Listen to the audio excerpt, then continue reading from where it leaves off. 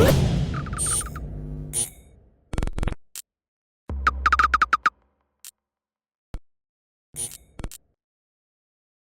is Andi Purewal for Boxing Social in association with Betfred, and I'm joined by Brett McGinty over Zoom. Brett, how are you doing? All good, Andy. Just finished training there about an hour ago, so chilled out now for a bit, and then I'll head out for my run later on. Well, it's good to hear. Obviously, get a bit of downtime now before you do head back out, Brett. Talked about your preparations, May 22nd, back in the ring, second pro fight. How has this camp gone? How's it fared in comparison to your first? It's been going well. Everything going to plan so far. Weight coming down, and we've actually had a nutritionist help me in this camp as well, which has really helped and made things a bit easier for me. It kind of takes the pressure of making weight off me. I just kind of listen to what he tells me and do what I'm told. So now everything's going well so far. Everything going to plan, and really looking forward to the 22nd. You just mentioned you brought a nutritionist in, Brett. What are the things you've learned with regards to, away from just your training and your actual fight, what have you learned about the inside and the out, in and outs of boxing? Bringing in a nutritionist that you've just said he'll help you with your weight making. Is there anything else which you've learned in this camp or in the time between your last fight and this one? Well, I mean, like most boxers, when it comes to nutrition, the first thing you think about is just making the weight, which is obviously the most important thing. But when it comes to nutrition, it's also performance. Like, so, before I was just looking at nutrition, making sure I was making the weight and the weight was coming down. Whereas now I can, well, with the help of a nutritionist, I can look at it as and to see I'm performing to the standards that it should be. That wasn't meant to happen. But so like the nutritionist, it's all about performance, making sure your performance is right as well as bringing the weight down. So if you can have both of them, balanced, it obviously helps you, and it helps your performance and sparring in the gym, and it's all around being a help. And I'm looking forward to seeing it, seeing the differences and seeing it paying off now come fight night. So how much better during this camp have you felt in comparison to your first? Well, I've just felt better all around. As I say too, like the thought of not having the pressure of making the weight, like so for my last fight, it was always on my mind, making sure the weight was coming down and wondering was I doing the right thing. So now I just, I take his advice and expertise and just know that, whatever he's telling me to do is the right thing, and that'll take care of itself. So it lets me, concentrate on the boxing side of things, sparring and whatnot. So now it's definitely helped me now, and I'm looking forward to seeing the differences. Let's just touch on your pro debut back in December, Brett. You've had time now to reflect on it. How would you assess it? How would you look back on your victory?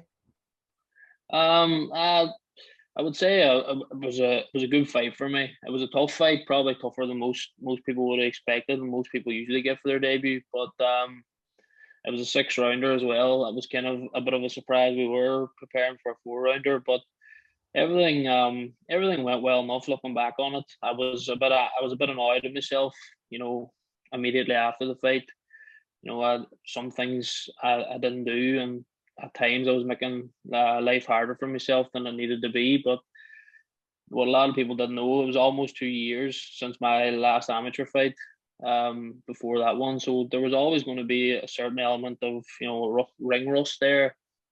Going into that fight.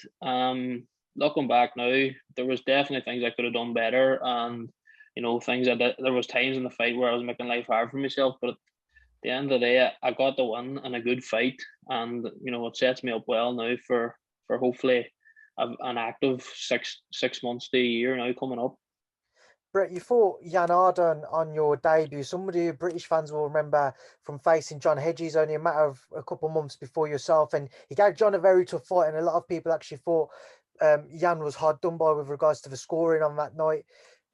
What made you decide to step in with somebody like Jan, who did build up a good reputation with regards to British fans having watched him against John? What made you decide to step in with him on your debut only a couple of months after his bout with John Hedges?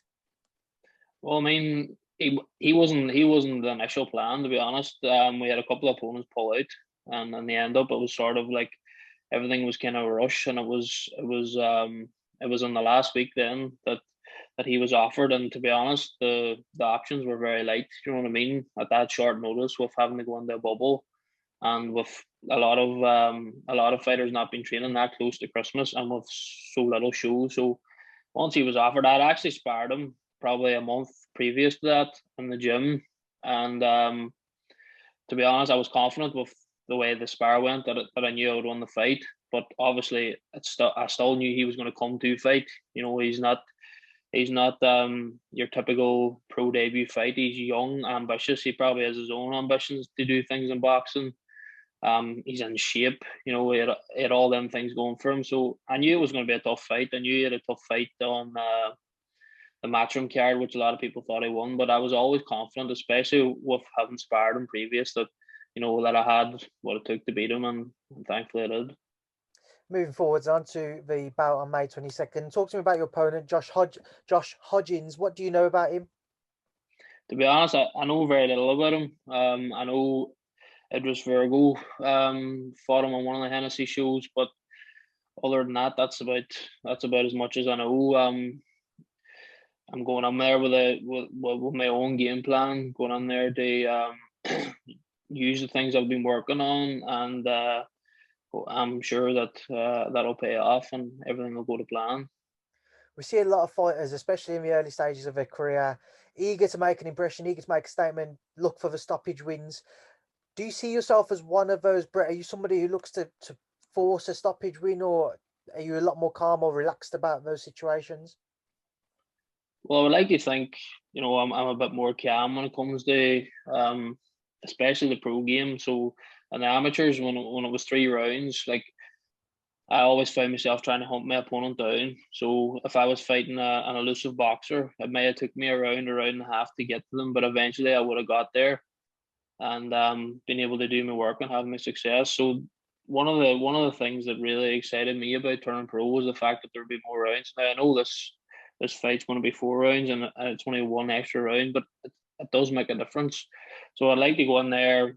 Well, I'm hoping I'm going to go in there nice and calm, composed, thinking everything off the jab early, just to feel my opponent out. But obviously, every boxer is the same. Like if there's an opportunity for a stoppage or for a KO, you're going to take it. But obviously, that's not the first thought going in there. The first thought is to go in there, feel your opponent out, see what works, see what doesn't work, and then take it from there, I suppose. Whatever comes up during the fight, if it's there, obviously I'll go for it, but we'll see how it goes.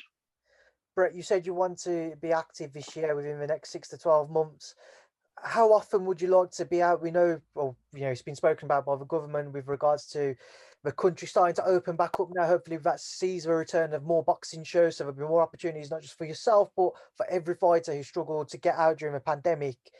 So how often would you like to be out over these next 6 to 12 months?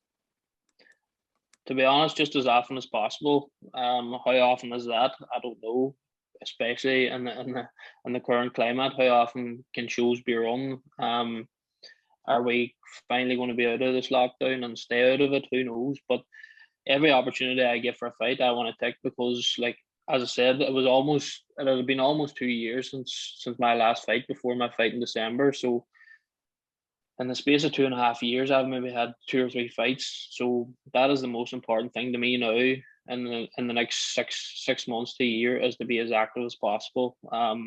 Fight at every opportunity, keep myself ready for maybe if something comes up or whatever. But I just want to be as active as possible, get that momentum again, because as I say, it's been a while now since I've had like a run of fights where where you have that winning momentum and that winning feeling. So that's what I want back. How often that can be, it's hard to tell at the best of times, but it's even harder to tell at the minute. So every opportunity I get, I'll be ready to take, and hopefully there'll be plenty of them. Brett, I know you train and you work with Ricky Hatton, one of British boxing's most loved fighters, or past fighters now. What's it like to work with Ricky, and how much kind of do you feed off his past knowledge and experiences? It's brilliant. When I came over here at the start, I nearly had to pinch myself the fact that it was Ricky Hatton I was coming over to be, assessed by, I suppose. But now, like, he's learned me a lot already. I've only had one fight with him, one fight here as a pro. I've been here quite a long time because of the pandemic and that, but I've only had one fight with him, and like there's a lot of similarities in our styles. Like, and he would give you the tricks of the trade that work for him, that do work on my style, because he was a come forward aggressive fighter. He was a body puncher as well, which I would consider myself. So it's been brilliant so far. I'm looking forward to building on it. I have another fight coming up now, so the more we work together, the more fights you have, the better that relationship will be. So hopefully it'll continue in the same way. Brett, just a couple of thoughts I want to get your thoughts on in and around your weights. Firstly, this weekend, Chris Eubank Jr., Marcus Morrison. What are your thoughts on it? I think it's going to be a tough fight for Marcus Morrison, to be honest. I actually sparred Marcus a while back in the gym whenever he was trained by Pat Barrett before he moved back to the Geller's gym. But he's a very sharp jab, very fast. But Chris Eubank's kind of fought at that world level now for a while, whereas, no disrespect, I think Marcus is kind of getting to that level but isn't actually there yet. So it's a big step up for him. Can he beat him? I don't think he'll beat him now, to be honest. I think Chris Eubank will win the fight, but who knows? It's boxing, you know what I mean? It's one punch can change a fight, as they say. So the best luck to the two of them, but if I was calling that fight, I would probably go for Eubank Jr. And final one, big one at super middleweight next weekend. Canelo, Billy Joe Saunders. Does Billy Joe possess the style to overcome what many consider to be the pound-for-pound style of the sport, Brett? I would say he does possess a style. I think that's probably the only style that could beat Canelo is boxing and moving, because if you stand with him, it's very likely that you're going to be knocked out, to be honest. But that is the style to beat him.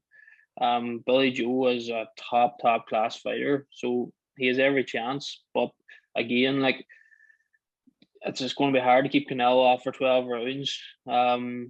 He has to win the early rounds, say probably even the first 6 rounds, because you can see Canelo coming on strong. It's a hard one to call, to be honest. 50-50 fight, but I'll probably, again, I think Canelo will eventually get to him, like, and work him down, and do his damage then. But hopefully I'm wrong, and hopefully Billy Joe can come through it and get the win. Right, Brett, I appreciate your time today. Before I let you go, and leave a final word to yourself, for all of your fans, your followers, for everybody's going to tune in on May 22nd to watch your ring return. What would you like to say to them? Just thanks to everybody for the support, and hopefully come May 22nd, I'll be able to put on a good show for you all and continue the one and start. Brett, it's a pleasure to talk to you for the first time. I'm sure it will not be the last. Best of luck with the remainder of your preparations, and thank you for speaking to Boxing Social. Cheers, Andy. Thank you.